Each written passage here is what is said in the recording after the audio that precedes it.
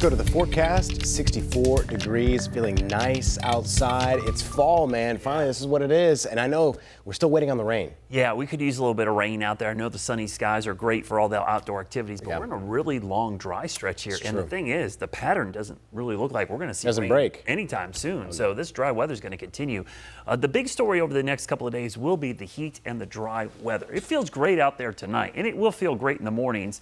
But the afternoons are going to start getting pretty warm, and with the dry conditions, that's further going to pull moisture out of the vegetation that's out there and our ground. It's really going to get dry, especially going into next week. You can see we're kind of surrounded by rain. I mean, it's close, just not a lot out there. Tomorrow with the sunshine, it's going to be noticeably warmer in just about every neighborhood, with a lot more 70s showing up. Even up in Boone, we could be touching 70 degrees with more sunshine. Just a heads up, in the mountains, you're going to see some thick fog tomorrow morning. Here's what I'm talking about. We haven't seen rain in 10 days, which is the second longest streak of dry weather this year. Look at the 10-day look. I mean, you have to go all the way until the 10th day, which is next weekend, before we have a chance of seeing some rain. So 10 days in a row, counting today, 12 is our longest streak. I think we'll surpass that no problem, unless we get a freaky little area of drizzle or mist that kind of sits over us. We saw some mist and drizzle today, but not enough to cause a measurable rainfall. You need 1/100th of an inch is measurable rainfall. That's not a whole lot.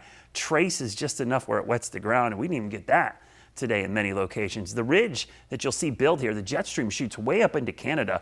This is more of a summertime pattern for the middle and eastern part of the country.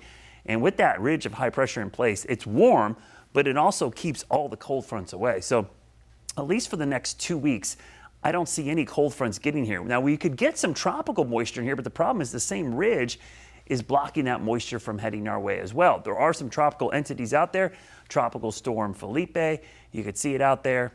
Not doing that much, just kind of meandering, probably going to fall apart in the next couple of days. Then our tropical wave behind it, likely going to move out into the middle of the Atlantic, and that looks like about a 90% chance of development. It gets a name, that would be Rena. Now, there's the long-range pattern, 6 to 10-day outlook as we go into October, 3rd through the 7th.